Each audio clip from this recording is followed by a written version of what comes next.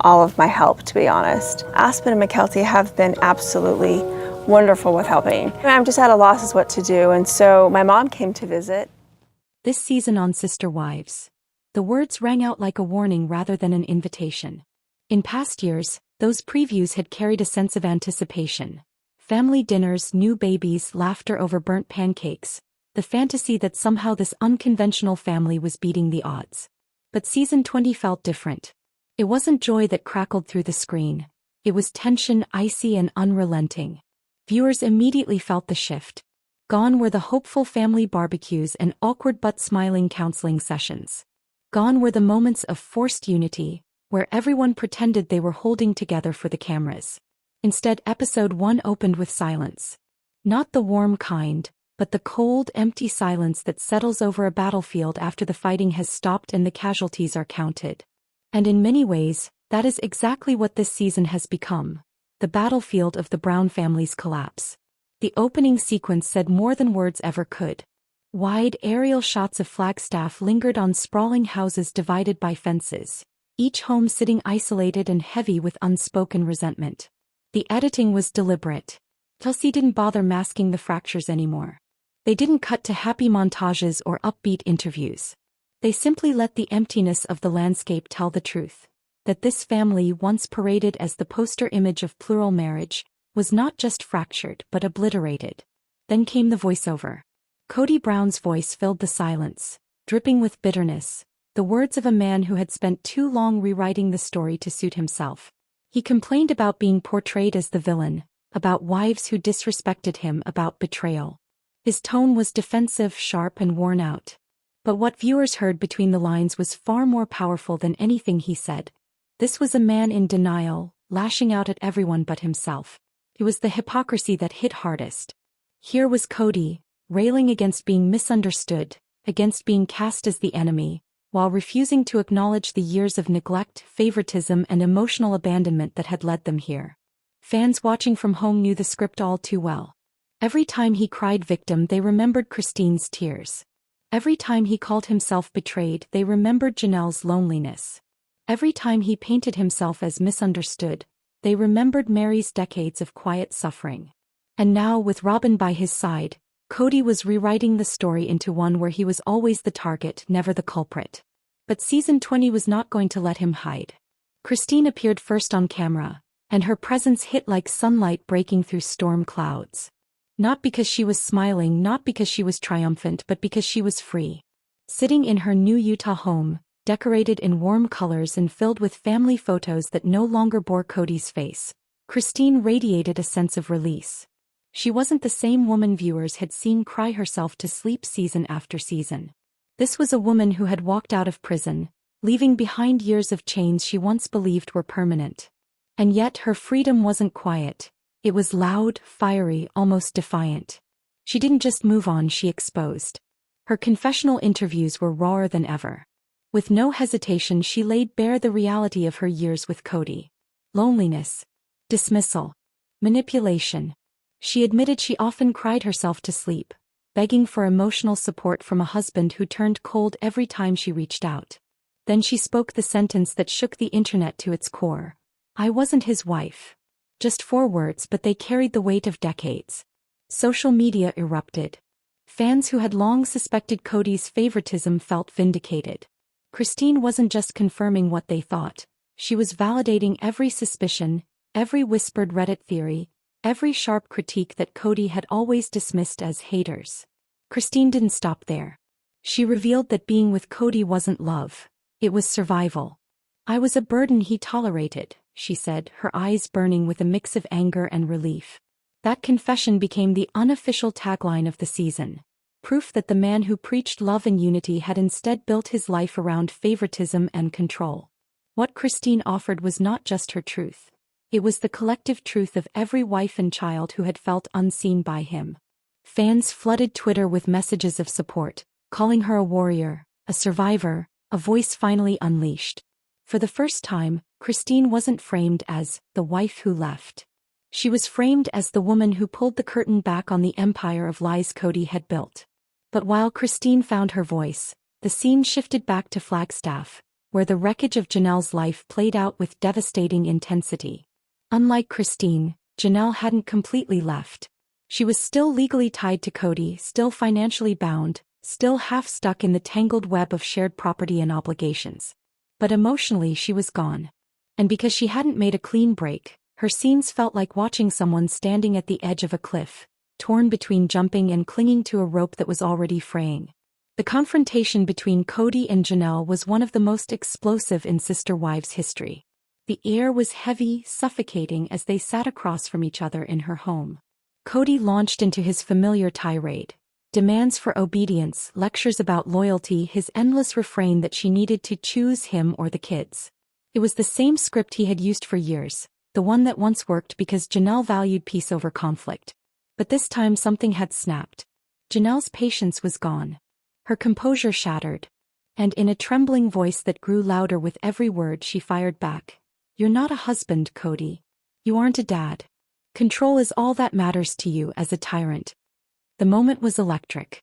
Fans on live social media feeds gasped, typing in all caps, flooding timelines with disbelief and support. The camera zoomed in on Kody's enraged, flushed face as if even the editors knew this was history in the making. Janelle slammed her hand against the table, her tears flowing, her voice quivering with years of pent-up rage.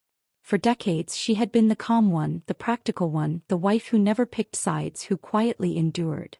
But in that moment she was no longer silent. She was no longer enduring. She was rebelling. Kody's response was predictable. He stormed out, muttering about disrespect, slamming the door as though he were the wounded party. But Janelle's trembling sobs lingered in the air, echoing through living rooms across the country. Viewers didn't just see a woman cry. They saw a woman breaking decades of silence, finally letting the dam burst. Fans immediately hailed it as Janelle's liberation moment, the day she stopped carrying Kody's weight on her shoulders and began carrying her own truth. The grief didn't stop there. The premiere saved its most shocking twist for Meri, the wife who had held on the longest, who had clung to the scraps of affection Kody threw her way, who had become the silent symbol of polygamous sacrifice. But this time, Meri didn't just stand in the background. She shattered her silence. In a confessional that stunned viewers, she revealed that she had been in private talks with TLC producers about leaving the show entirely. Her voice cracked as she admitted that the endless focus on her catfish scandal wasn't accidental, it was orchestrated. She claimed Kody himself had used it to humiliate her publicly while living happily with Robyn. "Whenever he speaks about me, it's not love," she whispered, tears streaming. "It's shame." That was the moment fans broke. Reddit lit up with sympathy. Twitter exploded with disbelief. For the first time, Meri was no longer seen as the desperate wife clinging to scraps. She was seen as the victim of years of public degradation, orchestrated not only by her husband but by the very show that had built its empire on her pain. Fans said it was the first time Meri had spoken with unfiltered honesty, and what they heard was devastating. And then Robyn, the so-called favorite wife. The one who, for years, had cried her way into the role of victim while living in the largest house, enjoying the most financial support, and basking in Kody's full devotion. When she appeared, tears already streaming, the script seemed familiar. She wept about never wanting the family to fall apart, about the heartbreak of division, about her shattered dreams. But this time something shifted. This time she wasn't met with sympathy. She was met with fury from fans and, shockingly, from her own children. In one of the most jaw-dropping moments of the premiere, her kids confronted her directly on camera. They accused her of avoiding genuine efforts with the other wives, of isolating herself with Kody, of playing the victim while reaping the benefits of being the chosen spouse. Robyn's denial, her shaking head, her endless tears. It didn't matter. The damage was done. For the first time the facade cracked. Even her children seemed to see it. Robyn wasn't the victim. She was complicit. Christine, watching from afar, delivered the final dagger. With a bitter laugh, she said in her confessional, "Robyn can cry all she wants, but she made her choices. She must now live with them." Fans erupted. That one line summed up years of resentment, years of suspicion, years of feeling like Robyn had played the long game to secure Kody's love and resources while the others suffered. The internet declared it. This was the beginning of Robyn's downfall. The episode closed with a gathering that TLC had teased for weeks. a meeting between Kody and several of his adult children. It was tense from the start, but no one could have predicted the bombshell that came next. Logan, the eldest child, the quiet mediator who had spent years smoothing over conflicts, finally snapped. Looking his father in the eye, he said words that silenced the room. "You failed us." For a moment, Kody's mask slipped. His face twisted, his composure cracked. The silence was unbearable. Then Logan pressed on. "You failed this family." Gasps filled the air, both in the room and across living rooms nationwide.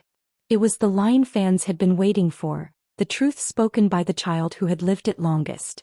Kody erupted, yelling about betrayal, storming out once more, muttering to himself about being misunderstood. But the damage was permanent. The leader of the Brown family had just been called out, publicly and irrevocably, by his own son. The credits rolled, but the impact lingered. Fans declared it the most explosive premiere in Sister Wives history, a funeral march for the dream of plural marriage, and the final proof that the Brown family was not just fractured, it was gone. And as always here on Brown House Secrets, we're pulling back the curtain to reveal not just what TLC showed you, but the hidden truths they cut, the darker undercurrents they buried, and the shocking secrets that make Season 20 the most devastating chapter yet. As the episode moved forward, the tension only grew thicker, and what started as subtle cracks quickly turned into visible fault lines in the Brown family. Robyn continued her tearful confessions, but instead of drawing sympathy, many fans saw through her words, calling them manipulative and carefully rehearsed. Every time she claimed she wanted unity, her tone carried a sharp edge, as though she feared losing her control over Kody more than she genuinely feared losing the family bond. Her tears didn't land the way they once did. Viewers could sense that the emotional performance was more about image than reconciliation. Across the conversation, Janelle once again emerged as the voice of reason, her calmness like a steady anchor in the storm. She didn't need to shout or exaggerate. Instead, she leaned into her truth with quiet strength. She calmly but firmly reminded Kody that his version of events simply didn't match reality. The way she recounted the past, the way she detailed her sacrifices, and the way she spoke about their children's pain made it impossible for him to ignore the truth. Yet Kody grew defensive, shifting in his chair, arms crossed, searching for excuses that would justify years of neglect and favoritism. The more Janelle stood firm, the more his frustration showed. Christine, on the other hand, shone in a way that almost made the contrast unbearable. She no longer carried the weight of trying to fix Kody's chaos, and that freedom radiated from her every word. With warmth, humor, and a sparkle in her eyes, Christine reminded everyone what life could look like when love wasn't conditional. Her happiness was a mirror that forced the others, especially Kody and Robyn, to confront what they had lost. She laughed freely, spoke openly, and carried a confidence that made it clear she was no longer trapped in Kody's web. It wasn't just healing for her. It was a warning to the rest of the family that freedom was possible. And then there was Meri. For so long she had been the quiet one, the loyal one, the wife who endured years of rejection and emotional neglect in silence. But in this episode, her words cut through the air with a sharpness that left Kody visibly unsettled. She no longer wrapped her feelings in careful phrasing. She spoke her truth openly, reminding Kody that his dismissive attitude had consequences. Each pointed sentence carried the weight of years of betrayal, years of standing in the shadows, waiting for the smallest sign of affection. Viewers were stunned because this was a side of Meri they had long waited to see. A woman no longer begging for crumbs, but demanding acknowledgement of the damage done. The episode became more than just a family discussion. It was an unraveling. The emotional walls Kody had built, brick by brick, began to crumble under the weight of truth. Robyn's defenses, once effective, looked fragile and rehearsed. Janelle's steadiness only highlighted Kody's contradictions. Christine's joy became a silent indictment of the life the others were still trapped in. And Meri's voice, finally breaking through years of silence, carried the power of revelation. This wasn't just another episode of Sister Wives. It was a reckoning. The secrets that had been buried for years were not only exposed but confronted directly, and the Brown family no longer appeared as a united front. Instead, the fractures were undeniable, the resentments raw, and the reality clear. This was not a plural marriage anymore, but a battlefield where truth clashed against denial, where freedom clashed against control, and where love clashed against fear. By the time the episode reached its midpoint, the energy in the room had shifted. What began as a tense but somewhat controlled discussion spiraled into raw, unfiltered truth-telling that none of them could escape from.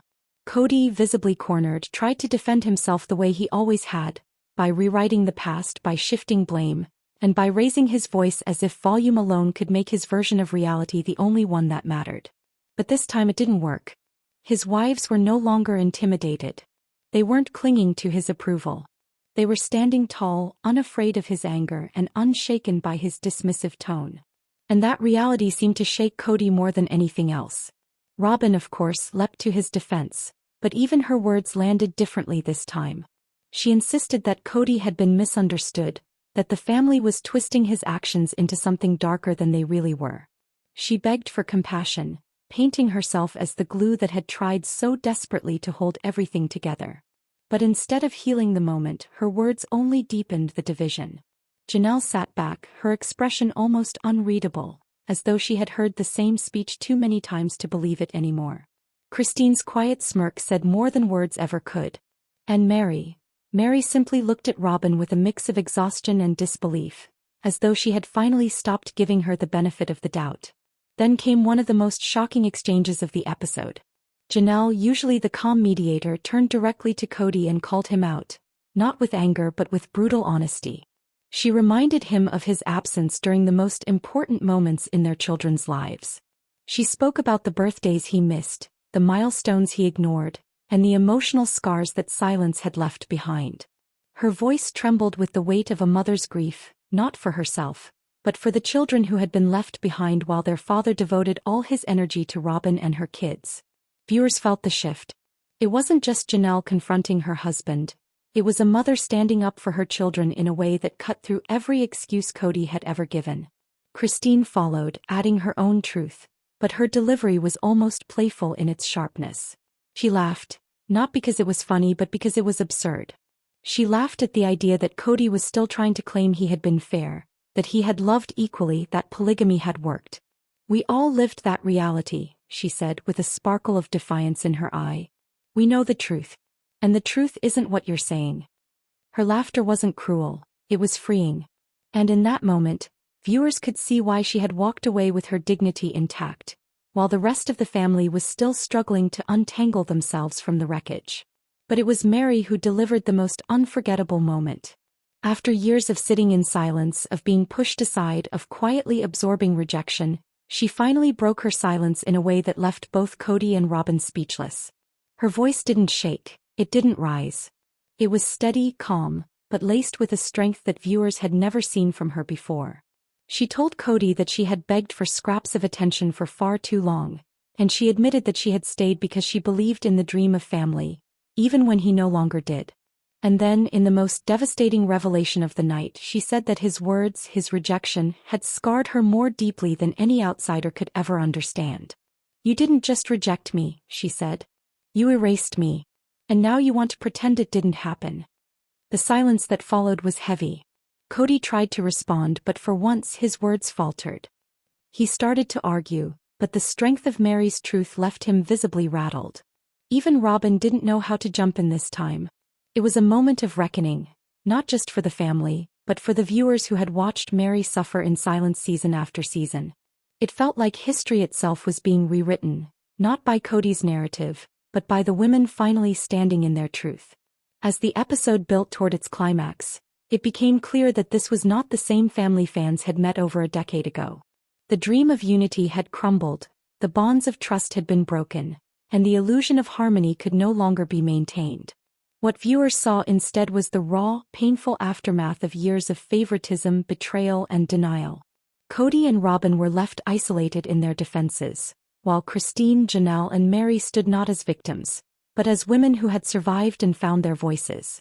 The closing moments of the episode didn't bring resolution. They brought a cliffhanger. Kody, clearly frustrated and desperate to reclaim control, hinted at bringing in new wives, reigniting the very same cycle of chaos that had destroyed the family in the first place. His words hung in the air, shocking both the women and the audience. Could he truly be that blind? Could he truly believe that replacing those who had left would heal the fractures? The look on the women's faces said it all.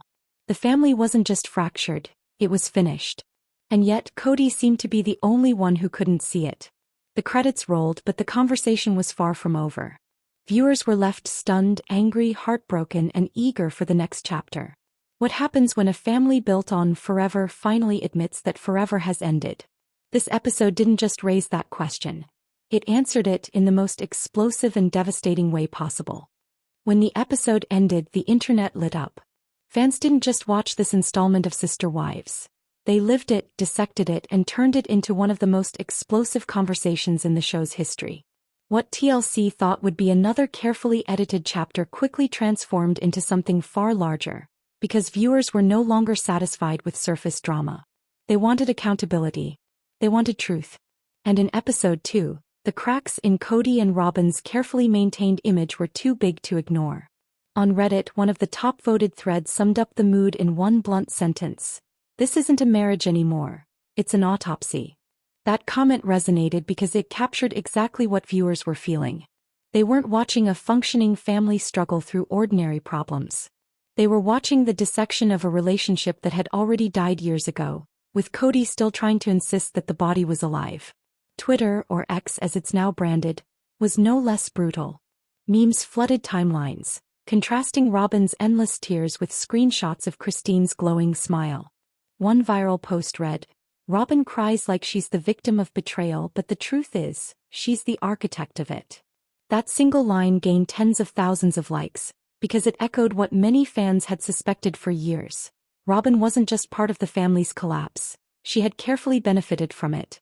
But it wasn't just Robyn under fire. Kody became the target of near-universal criticism. Fans pointed out the irony of him lecturing Janelle, Christine, and Meri about loyalty when he himself had openly abandoned the very principles he claimed to value. Kody wanted 4 wives, but he couldn't even manage one marriage with respect, one commenter wrote, sparking an entire thread of people listing moments when his hypocrisy had been laid bare on camera. YouTube commentary channels, including Brown House Secrets, began uploading breakdowns almost instantly. Each clip dove deeper into what the episode revealed, and more importantly what it confirmed about years of dysfunction. The engagement was massive, with viewers leaving long, emotional comments about how they had once admired the Brown family's vision but now felt betrayed by the reality. This wasn't just a TV show anymore. For many fans, it had become a cautionary tale about love, faith, and the dangers of putting loyalty above self-worth. And then there was TikTok, where short, sharp edits amplified the drama in ways TLC likely hadn't anticipated. Clips of Meri's truth-telling were set to empowering audio tracks, turning her confessions into viral sound bites. "You didn't just reject me. You erased me," became a trending audio that people used to share their own breakup stories, transforming Meri's pain into a collective anthem of survival. Christine's laughter, too, became a meme. People captioned it as the sound of freedom, the sound of realizing you deserve better. The screen fades in, the familiar desert horizon stretching across Coyote Pass. The land is quiet, but the silence is deceiving. This is not peace. This is not unity. What we are about to witness is the aftermath of years of fractures, betrayals, and lies finally colliding under the harsh Arizona sun. Season 20 was promised as a new beginning by TLC. Fresh perspectives, new hope, the family finding their way back. That was the tagline. But when the cameras rolled, the reality was darker, more complicated, and far more heartbreaking than anything the producers could have scripted. Because what aired in episode 2 wasn't just another family argument. It was the unraveling of the Brown legacy in front of millions of people who once believed in them. The episode begins with Kody, his voice already defensive, standing at the edge of Coyote Pass like a man surveying ruins he cannot rebuild. His words are sharp, clipped, his body tense. He speaks of betrayal, of wives who no longer respect him, of children who are poisoned against him. But what's most striking isn't what Kody says. It's what the camera captures when he thinks no one is looking. The way his shoulders slump when he thinks the conversation is done. The way his eyes dart, searching for agreement that never comes. The patriarch of the Brown family is a man alone, even when surrounded by people. And then the wives. Christine, radiant as ever, sits across from him, not as the woman who once bent herself to fit his mold, but as the woman who walked away and rediscovered her laughter. Every smile of hers is a quiet rebellion. Every chuckle under her breath is a reminder that freedom tastes better than control. The editors linger on her expression, and it's not accidental. TLC knows what fans have seen all along. Christine is no longer part of Kody's crumbling world, and she doesn't want to be. Next to her, Janelle. Steady, firm, unshaken. She doesn't need to raise her voice. Her power is in her calmness, her ability to slice through Kody's grandiose words with one simple truth. That's not how it happened. And with those words, Kody's face twists. Not because Janelle was cruel, but because she refuses to play into his version of events. She has become the historian of the Brown family, the one who remembers what was said and done when the cameras weren't rolling. And she is no longer willing to let Kody rewrite their past. Meri sits quietly, but her silence is no longer submission. Something heavier, something sharper. Her body language says what her words have not yet. She has reached her limit. For years, viewers watched Meri swallow her hurt, defend the indefensible, and cling to loyalty like a lifeline. But in episode 2, her silence feels different. It feels like the silence before a storm, the kind that signals not surrender but preparation. She is no longer begging for Kody's attention. She is weighing whether he deserves hers. And then Robyn. The self-proclaimed peacemaker, the woman who cries not just with her eyes but with her entire face, leans forward, voice breaking as she talks about her fears of the family never healing. But what viewers notice, and what the wives do not hide, is the disconnect between her words and her history. She speaks of unity, but her tears sound hollow against the backdrop of years where she benefited from Kody's favoritism while the others faded into the shadows. This time her crying doesn't inspire sympathy. It inspires suspicion. The conversation grows more heated, though it's not the shouting match one might expect. Instead, it's the raw tension of 4 women who know the truth, and 1 man desperate to rewrite it. Kody insists that he tried, that he sacrificed, that his love was real. But for every declaration there's a counterweight. Janelle reminding him of his absence. Christine reminding him of his neglect. Meri reminding him, simply by sitting in that chair, that his rejection was absolute. And Robyn, who once shielded him, begins to shift in her seat, visibly uncomfortable as the spotlight of blame slowly moves toward her. TLC's editing in episode 2 is sharp, intentional, and almost cruel. They juxtapose Kody's grand speeches with flashbacks of his past statements. Moments where his own words contradict what he is saying now. One moment, Kody insists that he never wanted monogamy, and yet the editors cut to clips of him openly dismissing his other wives while declaring Robyn his true partner. Viewers don't need to decide who's lying. The footage tells the story itself. And then comes the most chilling part of the episode. The children's voices echo through the storyline, even when they aren't physically in the room. Garrison's anger, Gabriel's tears, Logan's restraint, all referenced by their mothers, all reminders that this isn't just about 4 wives and 1 husband. This is about a generation of children who watched their father's love shrink until it barely extended beyond 1 household. Episode 2 doesn't just reveal a fractured marriage. It reveals a legacy of broken trust. A father who lost not only his wives, but his sons and daughters as well. By the midpoint of the episode, fans could already feel the weight of what was happening. This wasn't just another argument on sister wives. This was history being rewritten in real time, the moment the family stopped pretending there was a path back. The wives no longer whispered their discontent in private interviews. They said it to Kody's face. And he, stripped of charm and bravado, had no answers that could hold them together. Christine, in her confessional, put it plainly. He chose Robyn. He didn't choose us. Her words weren't angry, they were resigned. And that resignation hit harder than any scream. Because when love dies, it doesn't always explode. Sometimes it simply fades, and what remains is the undeniable truth that nothing can bring it back. The episode closes its first act with a shot of the family sitting around the table, the distance between them more telling than their words. The silence is suffocating. The tension is unbreakable. And for the first time in years, viewers weren't asking whether the Browns could fix their family. They were asking how much further it could fall before there was nothing left. This is how episode 2 begins, not with hope but with fracture. Not with healing but with exposure. And what TLC broadcast to the world was more than reality television. It was the unraveling of a dream, the death of an idea that once held millions captive. The dream of sister wives wasn't just cracking, it was shattering, piece by painful piece. Television is never just what you see on screen. Every glance, every pause, every carefully spliced reaction shot. These are choices, deliberate manipulations designed to guide how the audience feels. And when it comes to Sister Wives, Season 20 Episode 2 was no exception. The editors played their hand well, showing us Kody's unraveling, Robyn's tears, and the wives' quiet defiance. But what was missing, what never made it into the neatly packaged hour of television, is just as important as what aired. Because in those unseen shadows lies the truth of how broken the Brown family truly is. Let's start with the negotiations. What viewers didn't see in Episode 2 was the conversation that happened before the cameras started rolling. Multiple sources close to the production have whispered about the growing tension between the wives and TLC executives. Christine, Janelle, and even Meri were reluctant to continue filming scenes that painted them as the antagonists in Kody and Robyn's story.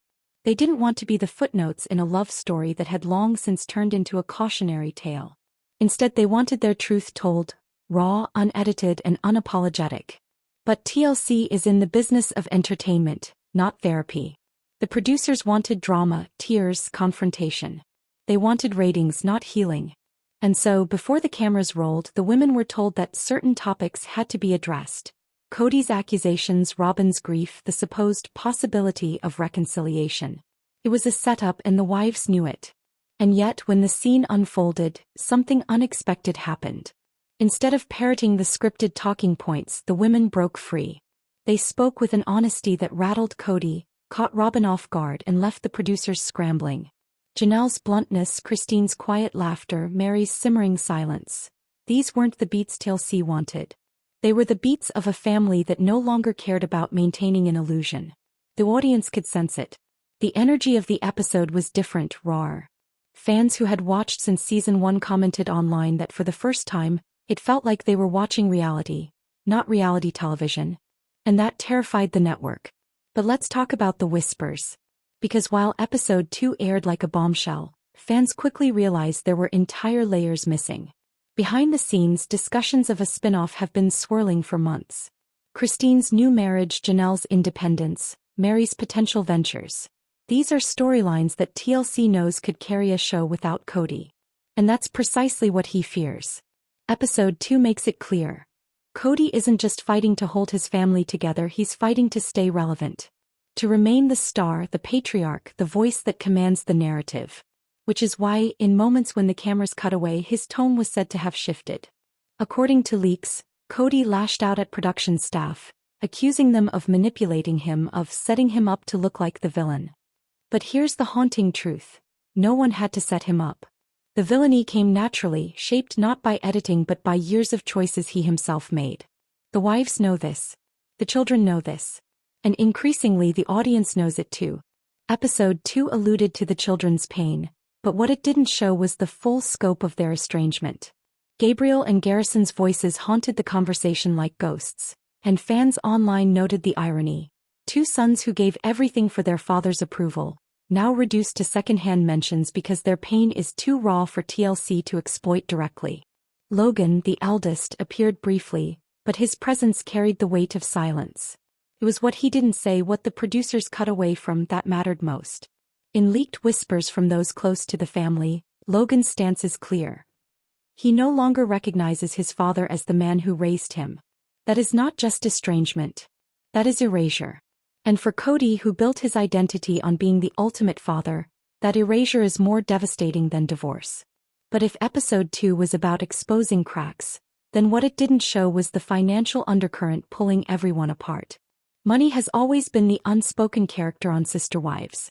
It lurks in the background of every decision, every move to a new state, every failed house deal, every broken dream of Coyote Pass. And in Season 20, that shadow looms larger than ever. Fans speculated online about the tension between Robyn's $900,000 house and the financial struggles of the other wives. Christine and Janelle in particular have long carried the burden of raising their children with fewer resources while watching Robyn's family thrive under Kody's favoritism. What Episode 2 did not show, but fans pieced together, is that resentment about money has reached a boiling point. It's not just about homes or bank accounts. It's about decades of sacrifice, of women who gave up careers, stability, and independence for a dream that